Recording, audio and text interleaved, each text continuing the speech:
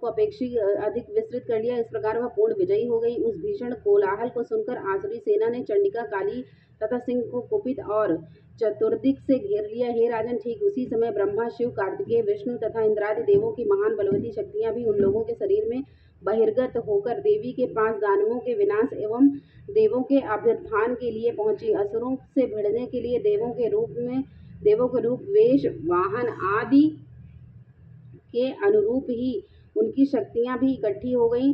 सर्वप्रथम हंसारूढ़, अक्षसूत्र एवं और कमंडल से सज्जित होकर ब्रह्मा जी की शक्ति निर्गत हुई। उसी शक्ति को ब्रह्माणी भी कहा गया है। शिव की शक्ति वृषभासीन होकर हाथों में त्रिशूल, व्याल, कंकड़ और मस्तक पर चंद्ररेखा से सुशोभित हो आई है। कार्तिकेय की शक्ति मयूरासीन हो हाथ में शक्ति धारणा।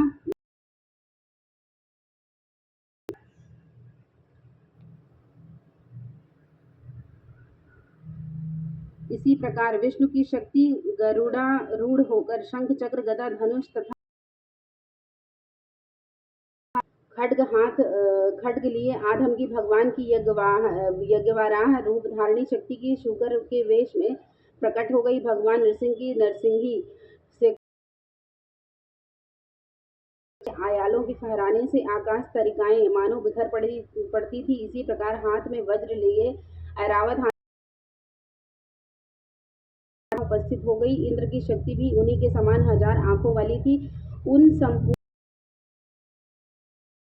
से कहा, अब तुम मेरी प्रसन्नता के लिए शीघ्र ही इन असुरों का संहार करो। इतना सुनते ही देवी के शरीर से अत्यंत विकराल उग्र रूप वाली चंडिका शक्ति की उत्पत्ति हुई, जिसके द्वारा सैकड़ों सियारे।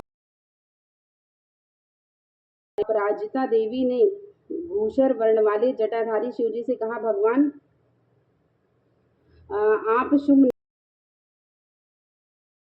दोनों दानवों और उनके साथियों से संदेशा कहिए कि हे दानवों, यदि तुम सब जीवित रहने के इच्छुक हो तो सभी पातालपुरी को वापस लौट जाओ, जिससे इंद्र की त्रिलोकी का राज्य प्राप्त हो और सभी देव अपने अपने यज्ञ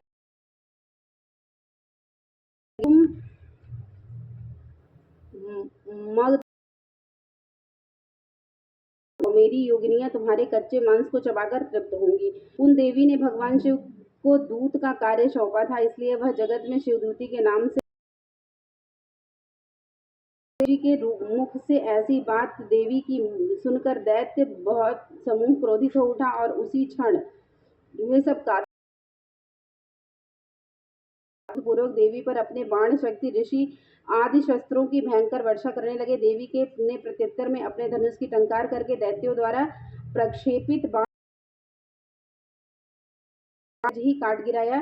तदनंतर काली आगे बढ़कर अपने शूलाघात से दानवों को चीरने लगी और खड्वांग द्वारा उसका विनाश करती हुई रणस्थल में घूमने लगी। ब्रह्माणी जिधर भी निकल पड़ती थी उधर के असुरों को अपने कमंडल के जल छिड़ककर उन्हें श्रीहत बना देती थी। माहेश्वरी ने त्रिशूल, वैष्णवी ने चक्र तथा कार्तिकेय ने अपनी शक्ति के बल से दानवों को कुचलना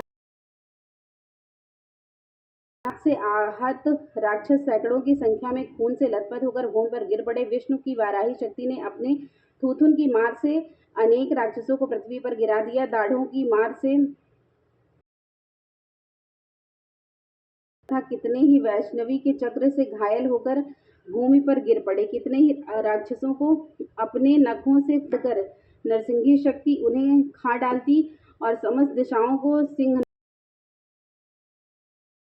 दूती के क्रूर अट्टहास से डर के कितने ही दानव धराशायी हो गए। उनके पतित होते ही शिवदूती उन्हें चबा डालती थी। इस प्रकार क्रुद्ध देवियों के द्वारा बड़े बड़े वीरों का वध होते देखकर राक्षसी सेना युद्ध भूमि से खिसकने लगना देखकर महादैत्य रक्तबीज क्रोधित हो समर भूमि में आ पहुंचा। उसके शरीर से रक्त की बूंद गिरते ही उसी के आकार को अन्य दैत्य उत्पन्न हो जाते थे। अतः महादानव रक्तबीज हाथ में गदा लेकर इंद्राणी से युद्ध करने लगा। तब ऐन्द्री ने वज्राघात से उसे आहत कर दिया। वज्र के प्रहार से उसके शरीर से खून की बूंदें टपकने लगी, जिससे उसके अनुरूप नए की जितनी बूंदें पृथ्वी पर गिरी थी उतने ही नए दैत्य पैदा हो गए थे। नए उत्पन्न राक्षस मात्र गणों के साथ भीषण वेग से युद्ध करने लगे। इंद्राणी के वज्र प्रहार से उस राक्षस के मस्तक से खून चूने लगा, जिसके फलस्वरूप सहस्त्रों नए दानव प्रकट हो गए। वैष्णवी ने अपने चक्र से रक्त बीज पर आघात किया, फिर ऐन्द्री ने गदा की खेट से उसे घायल कर दिया। वैष्णवी के चक्र से घायल होने के कारण रक्त बीज की देह से बहुत अधिक मात्रा में खून निकला, जिसके फलस्वरूप असंख्य राक्षसों की उत्पत्ति हो गई और उसके द्वारा समस्त चराचर विश्व व्याप्त हो गया। कौमारी ने अपनी शक्ति वाराही ने खड्ग और माहेश्वरी शक्ति ने अपने त्रिशूल के द्वारा रक्त बीज को आहत कर दिया। तब रक्त बीज अत्यंत कुपित होकर संपूर्ण मात शक्तियों पर अपनी गदा से प्रहार करने लगा। शक्ति शूल आदि के द्वारा विद्ध होने पर उसने रक्त द्वारा अगणित नए महादानों की उत्पत्ति हो गई। इस प्रकार उन दानवों से उत्पन्न नए दैत्यों द्वारा समस्त जगत आच्छादित हो गया। इसे देखकर देवतागण त्रस्त हो गए। देवताओं को भयातुर देखकर चंडिका ने जल्दी से काली को संबोधित किया, चामुंडे, तुम अपने मुख का और अधिक विस्तार करो। रक्त बिंदु से उत्पन्न होने वाले नए असुरों को तुम द्रुत गति से भक्षण कर लो। तुम नए राक्षसों का भक्षण करती हुई रणभूमि में विचरती रहो। इस तरह जब उसके शरीर का समग्र रक्त कोष समाप्त हो जाएगा तब अनायास ही उसका वध हो सकेगा। जब तुम उस भीषण दानवों का भक्षण कर डालोगी तब नए दैत्यों का उत्पन्न होना भी बंद हो जाएगा। इतना कहकर चंडिका देवी ने अपने शूल से रक्त बीज पर प्रहार किया। उसके शरीर से रक्त निकलते ही उसे काली ने अपने मुंह में भर लिया। रक्त बीज ने अपनी गदा से चंडिका पर आघात किया, परंतु उसकी गदा से देवी को कोई आघात नहीं पहुंचा। उधर रक्त बीज के घायल शरीर से बहुत अधिक मात्रा में रक्तस्राव हुआ, किंतु उस रक्त के भूमि पर गिरने के पहले ही चामुंडा ने उस रक्त को अपने मुंह में ले लिया।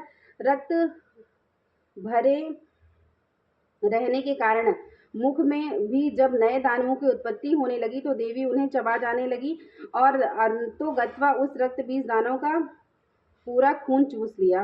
अब उस रक्तहीन दानव रक्त बीज को अपने वज्र, बाण, खड्ग, ऋषि आदि के प्रयोग से देवी ने मार गिराया। इस प्रकार हे राजन, शस्त्रघात से आहत होकर वह रक्त विहीन दानव रक्त बीज धरती पर गिर पड़ा। हे नरश्रेष्ठ, इस दृश्य को देखकर देवताओं का हृदय उल्लासित होने लगा। उन असुरों के रक्तपात के मद से विभोर होकर संपूर्ण मात्र समूह नृत्य करने लगा।